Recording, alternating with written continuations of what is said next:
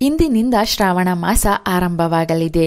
ಇಂದು ಶ್ರಾವಣದ ಮೊದಲ ಶುಕ್ರವಾರ. ಮಹಾಲಕ್ಷ್ಮೀ ದೇವಿಗೆ ಅತ್ಯಂತ ಪ್ರಿಯವಾದ ಶ್ರಾವಣ ಶುಕ್ರವಾರಗಳಂದು ಯಾವ ನಿಯಮಗಳನ್ನು ಪಾಲಿಸಬೇಕು?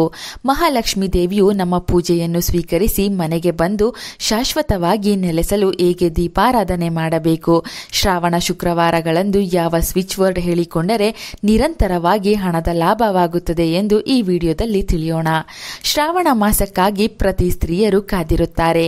ಮಹಾಲಕ್ಷ್ಮೀ ದೇವಿಯನ್ನು ಮನೆಗೆ ಬರಮಾಡಿಕೊಂಡು ಹಣ, ಐಶ್ವರ್ಯ, ಭೂಮಿ, ಏಳಿಗೆ ಕಾಣುವ ಕನಸು ಎಲ್ಲರಲ್ಲೂ ಇದ್ದೇ ಇರುತ್ತದೆ.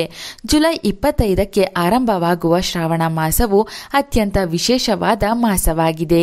ಈ ಮಾಸದಲ್ಲಿ ತಾಯಿ ಮಹಾಲಕ್ಷ್ಮೀ ದೇವಿಯ ಆರಾಧನೆ ಮಾಡಿದರೆ ಕೋರಿಕೆಗಳೆಲ್ಲ ಶೀಘ್ರವಾಗಿ ನೆರವೇರುತ್ತದೆ. ಈ ಬಾರಿ ಶ್ರಾವಣ ಮಾಸದಲ್ಲಿ 5 ಶುಕ್ರವಾರ ಬಂದಿದೆ. ಶ್ರಾವಣದ 5 ಶುಕ್ರವಾರವೂ ಕೂಡ ಮನೆಯ ಅಂಗಳ ಶುಚಿಯಾಗಿರಬೇಕು. ಅರಿಶಿಣವು ಹೆಚ್ಚು ಕಾಣುತ್ತಿರಬೇಕು.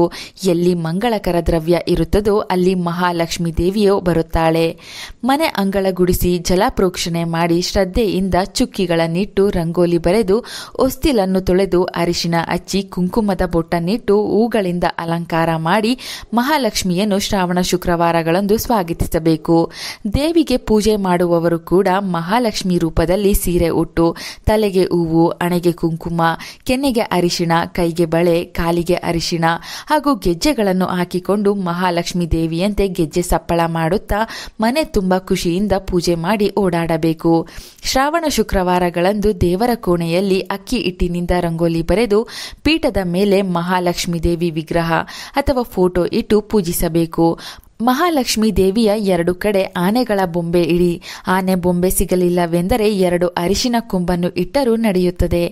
ಮನೆಯಲ್ಲಿ ಮಹಾಲಕ್ಷ್ಮೀ ದೇವಿ ವಿಗ್ರಹ ಇದ್ದರೆ ಶಂಖಜಲದಿಂದ ಅಭಿಷೇಕ ಮಾಡಿ, ಹಾಲಿನಿಂದ ಅಭಿಷೇಕ ಮಾಡಿ ನಂತರ ಪೂಜೆ ಮಾಡಿದರೆ ತುಂಬ ಒಳ್ಳೆಯದು. ದೇವಿಗೆ ಪೂಜೆ ಮಾಡುವಾಗ ಶ್ರೀ ಸೂಕ್ತ, ಲಕ್ಷ್ಮಿ ಅಷ್ಟೋತ್ತರ ಪಾರಾಯಣ ಮಾಡಿ.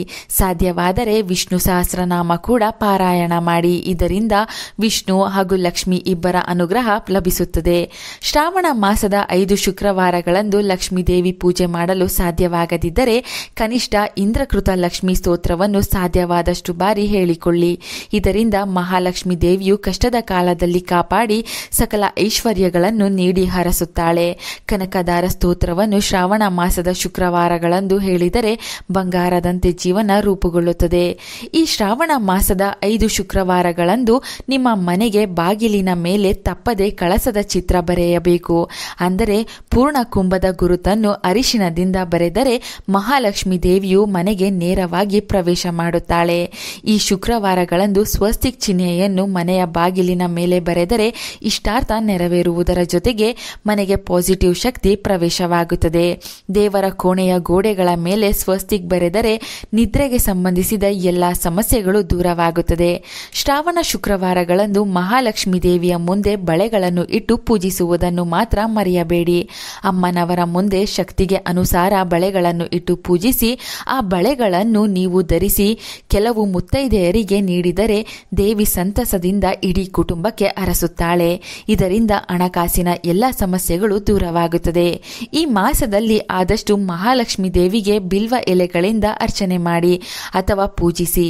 ಈ ಮಾಸದಲ್ಲಿ ಆದಷ್ಟು ಮಹಾಲಕ್ಷ್ಮೀ ದೇವಿಗೆ ಬಿಲ್ವ ಎಲೆಗಳಿಂದ ಅರ್ಚನೆ ಮಾಡಿ ಅಥವಾ ಪೂಜಿಸಿ. ಮಹಾಲಕ್ಷ್ಮೀ ದೇವಿಗೆ ಬಿಲ್ಪತ್ರ ಎಲೆಗಳೆಂದರೆ ಬಲು ಪ್ರೀತಿ.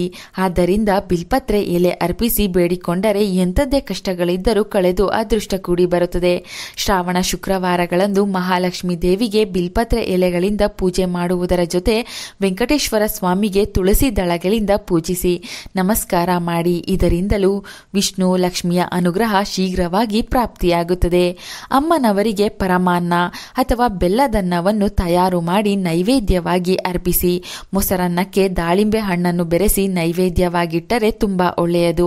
ಅಮ್ಮನವರಿಗೆ ಹಳದಿ ಬಣ್ಣದ ಪುಷ್ಪಗಳ ಜೊತೆಗೆ ಗುಲಾಬಿ ಪುಷ್ಪ ಹಾಗೂ ತಾವರೆ ಪುಷ್ಪಗಳನ್ನು ಪೂಜೆಗೆ ಬಳಸಿ. ಈ ದಿನದಂದು 5, 2, 0, 7, 4, 1 ಎಂಬ ಏಂಜಲ್ ಸಂಖ್ಯೆಗಳನ್ನು ಒಂದು ಪೇಪರ್ ಮೇಲೆ ಬರೆದು ಮಹಾಲಕ್ಷ್ಮೀ ದೇವಿಯ ಮುಂದಿಟ್ಟು ಪೂಜಿಸಿ. ಈ ಶ್ರಾವಣ ಶುಕ್ರವಾರದಿಂದ ಪ್ರಾರಂಭಿಸಿ 48 ದಿನಗಳ ಕಾಲ ದಿನಕ್ಕೆ 11 ಸಲ ಈ ಸಂಖ್ಯೆಗಳನ್ನು ಹೇಳಿಕೊಳ್ಳಿ. ಈ ಏಂಜಲ್ ಸಂಖ್ಯೆಗಳು ನಮ್ಮ ಯಾವುದೇ ಕೋರಿಕೆಗಳಿದ್ದರೂ ನೆರವೇರಿಸುವ ಶಕ್ತಿ ಹೊಂದಿದೆ. 48 ದಿನ ಕಾಯುವುದೇ ಬೇಡ. ನೀವು ಈ ಸಂಖ್ಯೆಗಳನ್ನು ಹೇಳಿಕೊಂಡ ದಿನದಿಂದಲೇ ಅನೇಕ ಮೂಲಗಳಿಂದ ಧನಾಗಮನ ಹಾಗೂ ಪಾಸಿಟಿವ್ ಶಕ್ತಿ ಅನುಭವವನ್ನು ನೀವು ನೋಡುವಿರಿ. ಮಹಾಲಕ್ಷ್ಮೀ ದೇವಿಗೆ ಈ ಶ್ರಾವಣ ಮಾಸದಲ್ಲಿ ಪೂಜೆ ಮಾಡುವಾಗ, ಆರತಿ ಬೆಳಗುವಾಗ ಆದಷ್ಟು ಮೌನವಾಗಿರಿ. ಏಕಾಗ್ರತೆಯಿಂದ ಲಕ್ಷ್ಮೀ ದೇವಿ ಪೂಜೆಯನ್ನು ಮಾಡಿ. ಶ್ರಾವಣ ಮಾಸ ಮುಗಿಯುತ್ತಿದ್ದಂತೆ ಒಂದೊಂದೇ ಬದಲಾವಣೆ ಹಾಗೂ ಪವಾಡಗಳು ನಿಮ್ಮ ಜೀವನದಲ್ಲಿ ಖಂಡಿತ ಆಗುತ್ತದೆ. ಶ್ರಾವಣ ಮಾಸದ ಶುಕ್ರವಾರಗಳಂದು ಮಹಾಲಕ್ಷ್ಮೀ ದೇವಿ, ವಿಷ್ಣು ದೇವರ ಆರಾಧನೆ ಜೊತೆ ತುಳಸಿ ಮಾತೆಯ ಪೂಜೆ ಹಾಗೂ ಪ್ರದಕ್ಷಿಣೆ ಮಾಡುವುದು ತುಂಬಾ ಮುಖ್ಯ.